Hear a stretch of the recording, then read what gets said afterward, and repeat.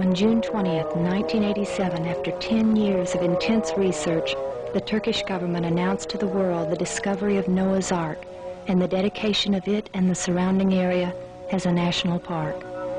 In 1977, Ron Wyatt made his first trip to this area. It was during this first trip that Ron found numerous huge drogue-style anchor stones, all the same approximate size as the one here.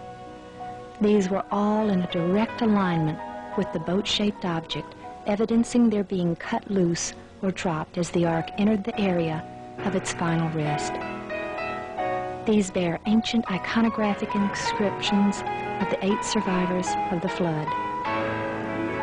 In December of 1978, an earthquake in this highly remote area dropped the soil from around the formation, allowing Ron to see for the first time the rib timbers and deck support timbers visibly exposed on the sides.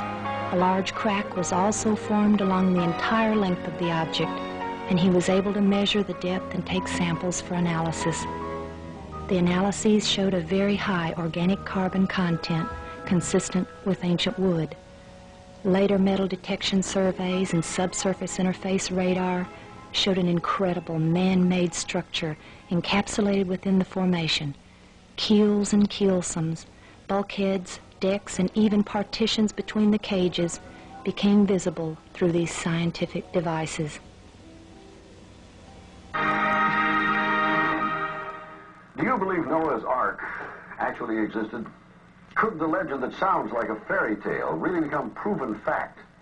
Well, the search has been going on since biblical times. And in a moment, you're going to meet some people who are positive they have found the Ark. Now, we know such claims have been made before. But a few months ago, these people came to 2020 with some new and intriguing scientific findings. We followed them to the mountains of eastern Turkey. And what you'll see is a bizarre adventure with a host of unlikely characters. Tom Jarrell's story takes many twists and turns. Consider, if the biblical story of creation is fact and not fable, then the theory of evolution is all wet. A confirmed discovery would be the greatest archaeological find of all times and provide for religious fundamentalists hard evidence of the Bible's absolute reliability.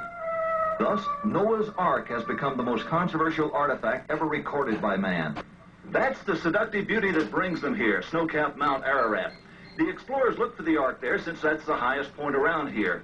And as the floodwaters receded, presumably that's where it would have landed. But the Bible describes the mountains of Ararat, mountains plural. Is it possible that the Ark came to rest on one of the smaller sister mountains to Ararat? Such a theory is abhorrent to the old-time fundamentalists, the true believers who are unbending in their faith, that the Bible was referring only to Ararat as the Ark site. Have you ever seen anything like this? Look at the grain in this thing. It almost looks like wood. But now there are fundamentalists who are contradicting that claim. They are the new believers. Ron Wyatt and Dave Fassel believe they have found the Ark on a slope of what the local people call Doomsday Mountain, some 15 miles south of Mount Ararat. Their Ark fever is fueled by expeditions on foot, deep into the surrounding valleys.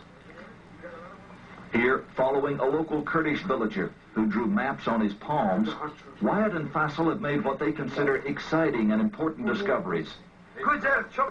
Apparently old Armenian tombstones that commemorate the survival of Noah and his family. Same kind of strange stones. When the early Christians found these things, they carved 8 crosses on it for the 8 survivors. This whole valley was known as the region of 8. Ron, what's the significance of the placement of the crosses in these stones?